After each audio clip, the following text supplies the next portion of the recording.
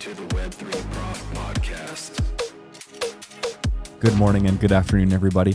The Web3 Prof here, and I'm here with Colin Paul today. This is going to be a really interesting interview. Colin is with the Crypto Operational Tactical Support, or CTOS, with the RCMP here in Canada. So, Colin, thanks so much for being with me here today. Well, thank you very much for having me.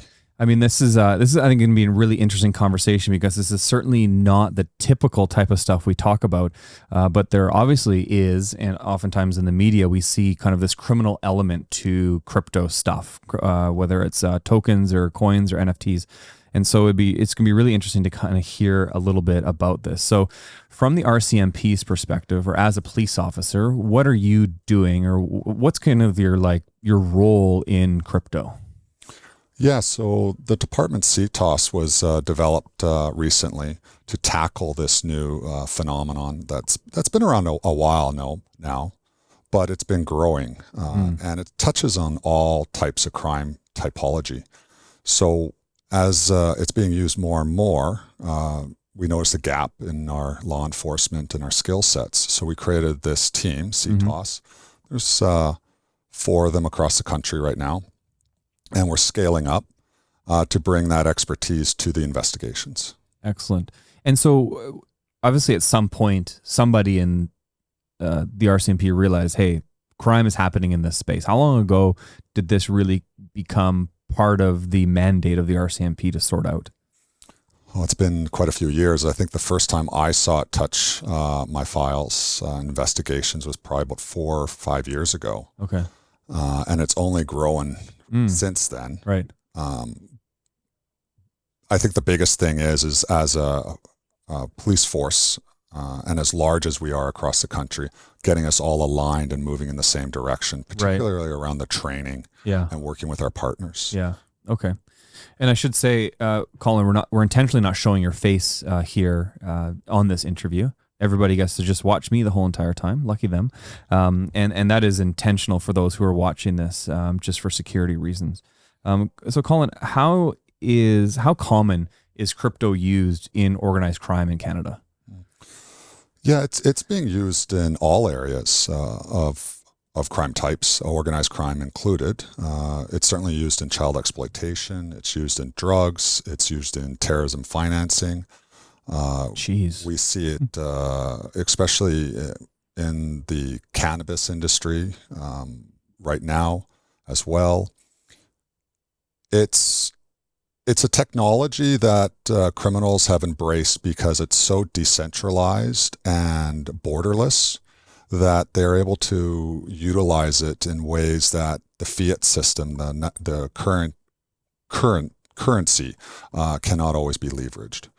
Does this make crypto bad? No, definitely not. There's some good uses to it that we see constantly. We see it with investments. Institutions invest in it. We see it being used by the common people. In fact, I just took a quick look and I think there's over 300 Bitcoin ATM machines in BC. So the fact that it's so easy to access and use it's becoming part of the mainstay, or I'm trying to think of the right wording here, but mainstream. Yeah. It's being used by common folk. Right.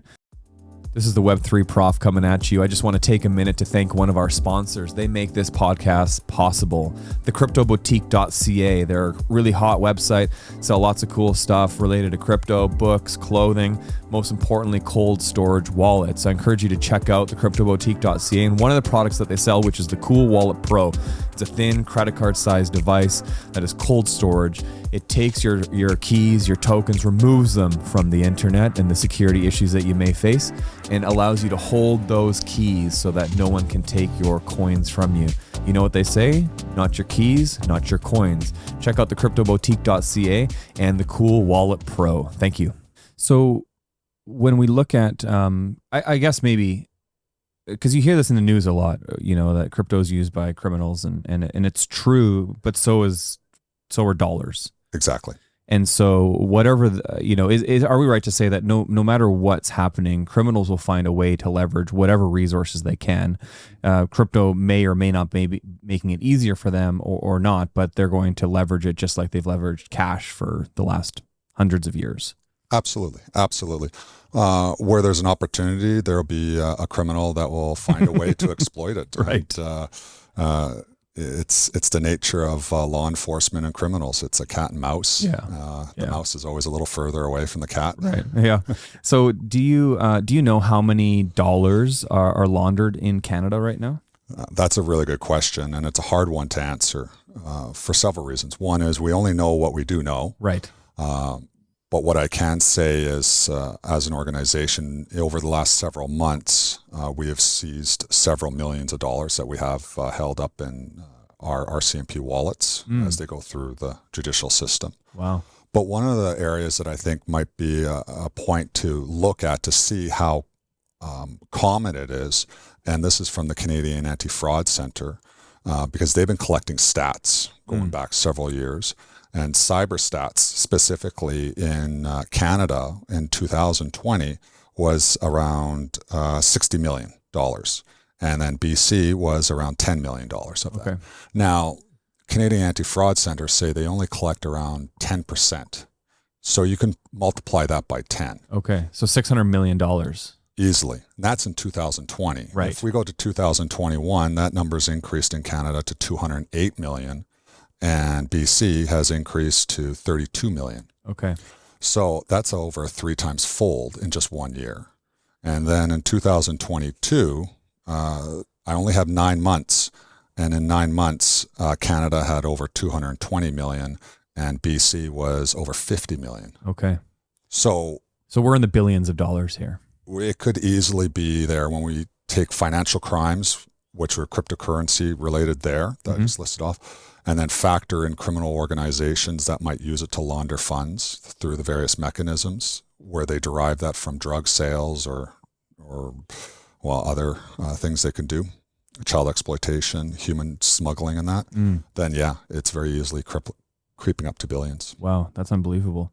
So what is a common laundering process that someone would use in crypto, or maybe not just laundering? I kind of was asking about laundering because that's kind of what I thought people did, but you've already identified there's lots of different ways, not just laundering, that someone would use, that they would use crypto. Now, I don't want to empower criminals by you explaining the process, but I think it's interesting to kind of get an understanding of what are these people doing. Yeah, and a lot of it is open source. If criminals went online and Googled it, you could find it. You can find it. There's really no big secrets there. Where it is interesting is the traditional money laundering techniques that are used in the fiat system is the same within the crypto, except we start to touch into the Web 3.0 area where we use decentralized exchanges, which changes the dynamics slightly. But ways you could launder funds, or the ways we see funds being laundered, I'd break it into 4 different categories. And the first one would be the decentralized exchanges. But, criminals always have to be very careful with that technique because they're decentralized. It's smart contracts that are written by someone in their basement, possibly, who could be just setting up a rug pull where someone starts depositing funds in there, moving it around, trying to jump chains, do that. But then suddenly, the fraudster just took the money away from the other fraudster or criminal. So they're dealing with trust in their own team, obviously. They're dealing with trust, but there's the other part of the coin too, is you could have one written with all the best intentions to operate purely, but it's just open source code that's sitting on the chain. Yeah. And you can have someone looking at that code and looking for that exploit to take advantage of it. Right. And in fact, it's the United Nations just published a report, I think just a couple of weeks ago. It was the fastest growing attack vector right now. And one of the sanctioned states had profited well over $1 billion with just attacking those decentralized exchanges. Really? Do we know what state that was? The UN report points it towards North Korea. $1 billion. Over $1 billion. So basically, if I break that down, they have government employees that are hacking into people's wallets to steal their crypto for the benefit of the state. It wouldn't be to the wallets. They're going after those decentralized exchanges where they're swapping coins and moving it around and that. But that's one area that we see where money laundering is kind of growing or attempts are growing to do it. Mm-hmm. We also see mixers. That's a common one. What's that? Bitcoin mixer of sort. Yeah.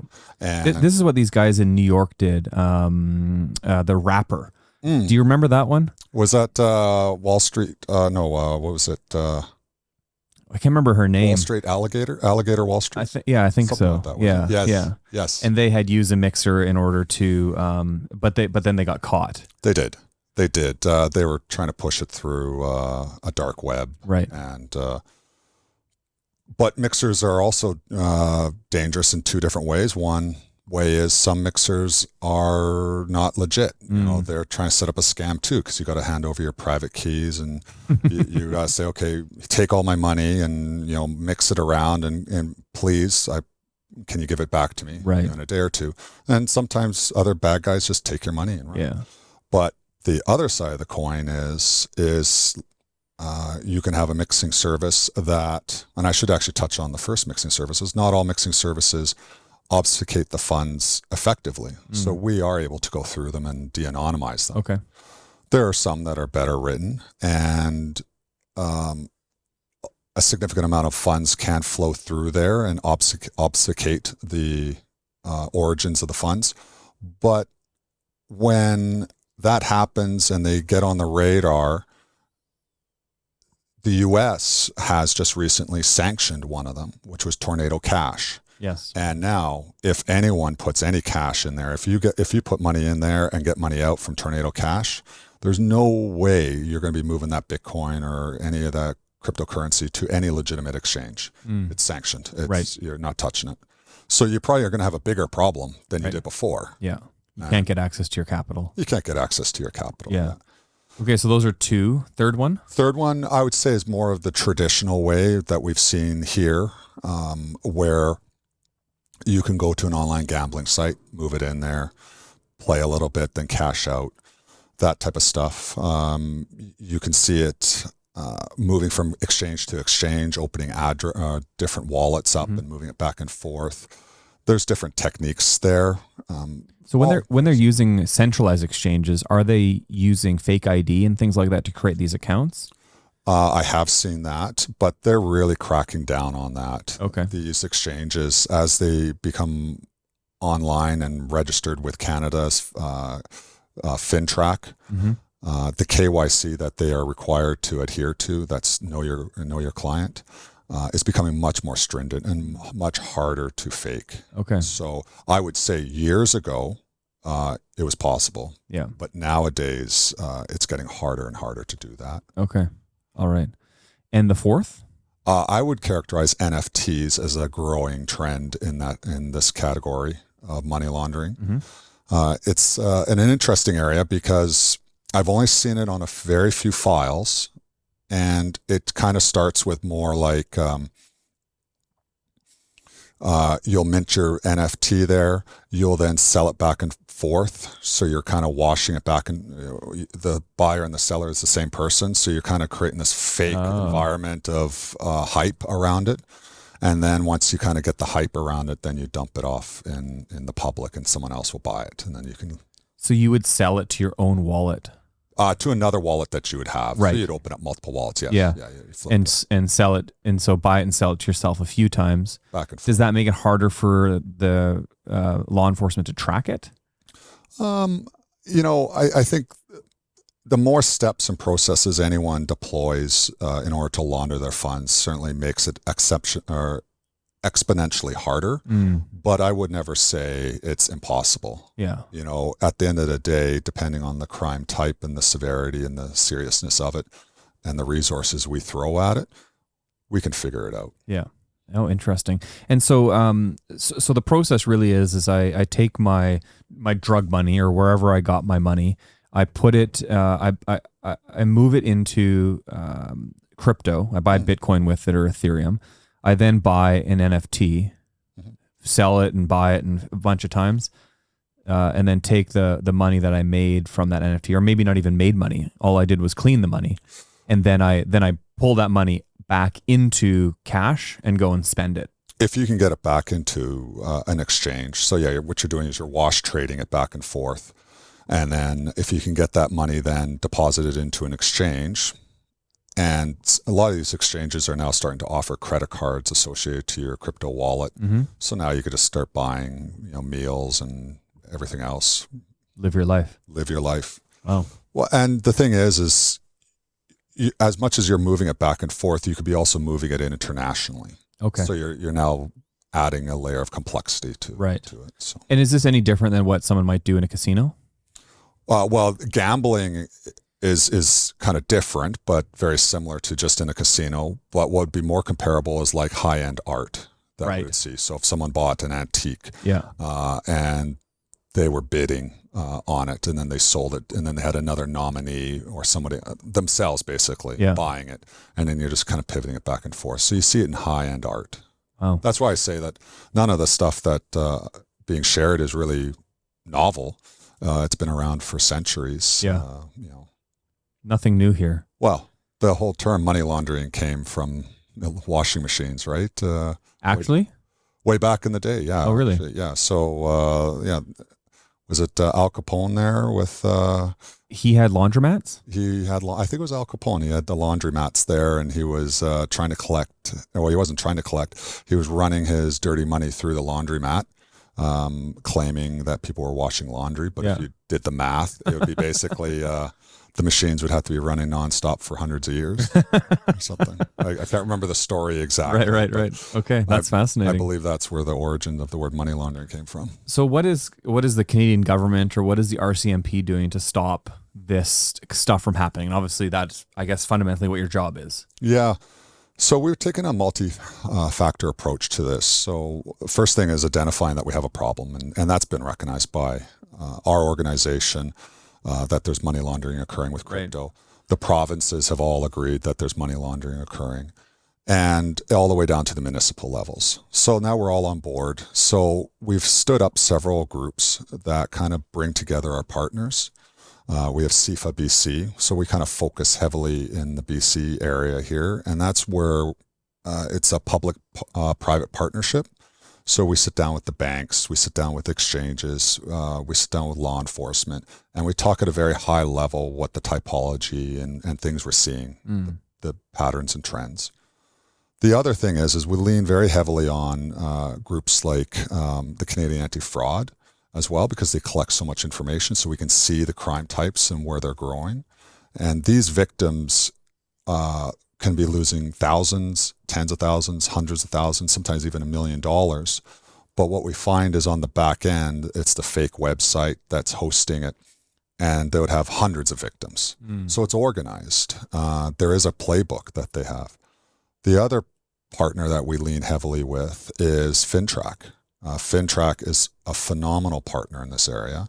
And I'm not sure, are you familiar with FinTrack? Maybe explain FinTrack. Yeah, FinTrack. So if you want to run a money service business, you got to register with FinTrack.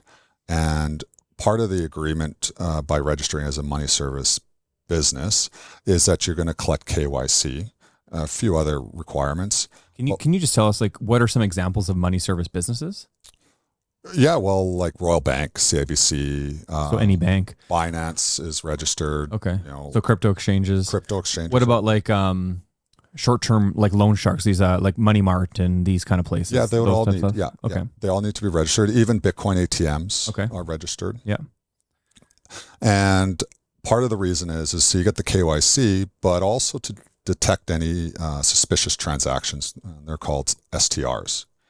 And if a suspicious transaction occurs, the financial institution or the exchange will fill out kind of an information sheet of what happened. This person came in, did this transaction. It was suspicious because of XYZ. And here you go. It's proactive disclosure to FinTrack. And another one that's reported is LTRs. So those are large transaction reports. And those would be in excess of like $10,000. So if you went in with a suitcase and you had, $25,000 in cash, it would trigger an LTR and FinTrack would collect that. And they collect, I'm not sure the numbers, it would be hundreds of thousands of these across the country. And when you put these all together and you look at patterns and trends, you can then start to decipher where the funds are going. Big whales, so these would be the big people that are doing the vast majority of the laundering. Because one of the other trends we see is as criminal organizations grow, they carry certain expertise with them, but not always in the area of finance. So they will onboard another group to help them launder the funds for a fee. So these money laundering services would have these businesses set up that are fake, or they're legit businesses, but they're just washing the money through them. They will have people running around opening up bank accounts called nominees and moving the money in and out of the financial systems. And what we saw in the fiat system, we're seeing that being done in the exchanges as well. Wow, interesting. And so do we, or does the RCMP feel like they're keeping up with the development of the technology? Or is this very much stretching the resources or the capabilities of where the organization is at? I would say, we've taken the right step by creating these teams and integrating with our partners there more and collaborating, because divide and conquer and share the workload. So I think that's been quite effective. We're definitely resource short, but I think everybody is everywhere. So, we're trying hard to find other ways to expand our capabilities. So we have developed a program with the Civilian Investigators program, and that is people who don't want to be a police officer but want to investigate these types of crimes or any types of crimes with law enforcement. They can become a civilian investigator, and they would go through the background checks and all that. They would then join a team and then help us investigate these crimes. Right. Learn how to write, judicial authorizations so that we can, get production orders, help us write search warrants to search houses. Wow. And seize assets when we need to. Right. So. Wow.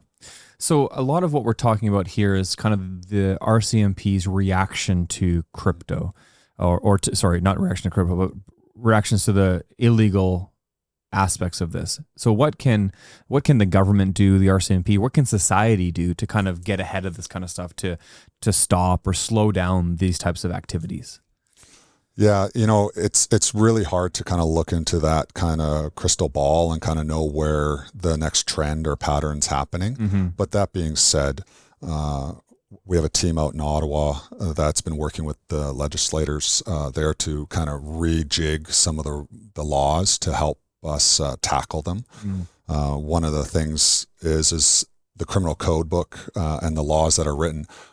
Some of them are very old on the books, and they weren't written with the vision of cryptocurrency coming along, let alone the metaverse. We are seeing law enforcement agencies in other countries starting to set up police stations in the metaverse. And I could totally see the RCMP someday needing to approach that. Wow. That gets just so kind of mind-blowing. It's mind-blowing in the fact that, you could put on that headgear, go into that metaverse, and be approached by someone to sell drugs and point you to a dark web forum. Right. And yet that happens every day on the street, right. But now it's happening digitally. So I guess in that scenario, you are kind of like an undercover cop in the metaverse, playing a game, looking for people who are going to do these types of dealings? Well, I don't know how undercover. Yeah, I guess you wouldn't be necessarily identifying yourself if you want the drug dealer to come to you. Right. But I think one thing to keep in mind is the metaverse and anything digital, there's a veil of secrecy that's there. Mm-hmm. So, if someone's coming and approaching and you don't know who they are, well, they'll probably be a little bit bolder to interact. So, wow. I've never thought of that before. This is amazing. So are there certain blockchains that are easier for criminals, or are there certain maybe exchanges that have been more leveraged by criminals because of various features that make it easier for them? Yeah, well, anything that's, if we look at the money service businesses, there are some that are not legitimate. They're illegal and they cater to the criminal world. And that's where we get involved in our investigations. And that's why we lean on FinTrack and other groups. I forgot to mention earlier, though, we have another group called the FC3, which is a Canadian money laundering body that law enforcement and partners work together. So we had the CIFA, which is BC specific, then we have the FC3 group, and they just came out of a week-long, I'll call it an education, it's called Spin Cycle. And 8 hours a day for 5 days, they were talking about money laundering in Canada, crime types they see, and bringing people together. So going back to your question there about coins or exchanges that are laundering funds specifically, I would kind of go back to and say that, if we look at like Bitcoin, it is the largest market share. And I'm just pulling this from my head here, but I think they're like 750 billion, 800 billion, like market cap, and it's changing constantly. Mm-hmm. Those numbers could be already wrong. But then as we start to go down the market cap tree and look at other types of coins and that, and if we look at like Monero, for example, that's a common one that comes up for, because it's a privacy thing there, mm-hmm. hard to trace through. It's quite small. It's only 5 billion, maybe something like it's a sliver of what crypto is, which then brings in another problem for anyone that wants to launder funds is the liquidity. And it's easier to hide in the masses than hide in a small pool. So just having Monero kind of already gets you on the radar, which already makes some exchanges who are trying to be legitimate, or I shouldn't say trying, are wanting to present themselves as very legitimate and are legitimate, are saying, look, we don't want to deal with you if you want to use Monero. Oh, interesting. We'll deal with you if you want to use crypto, Bitcoin or Ethereum or the other 500 types of coins and thousands out there. But when you start touching on these real Monero ones, fringe coins on the sides, they get nervous and they'll go, no. Not all exchanges, some exchanges will, and that's fine. There's nothing necessarily illegal about it. But you're also now got a problem of trying to get your hands onto Monero or liquidate what Monero you have into cash. And if you were wanting to sell drugs and you wanted to convert your cash to crypto, you may very well go down to a Bitcoin ATM machine and buy Bitcoin or one of the other ones that they might have there. But I don't think there is one in BC that sells Monero. Right. I think there might have been one in Surrey. But even if you did, what are you going to do? If sure, you maybe buy $1,000 worth of Bitcoin in an ATM, but you're not going to be doing hundreds of thousands of dollars. Exactly. Or anything substantial that actually really matters in the whole scheme of things. Yeah. If you're just doing a few $100s here and there. But yeah, when we look at prolific money launderers, we're talking millions, maybe even billions of dollars. Right. And when we start touching into that type of scope and that volume, you're also touching on trade-based money laundering and multinational, where they're sending Bitcoin down to South America for the drugs, or they're sending it overseas to Asia, to some of the countries there because they're importing precursors or something like that. That's where you'd see large volumes of it. So what happens when we have Canadian criminals, doing things like that, where they're sending their crypto to other countries? You maybe can track it to an exchange in Argentina or wherever. But do you then have to? Do you call the police there and be like, "Hey guys, we got a thing going on here. Can you help us out?" Yeah, that's exactly what we kind of do. It's and it's no different than in the financial system. If a bad guy,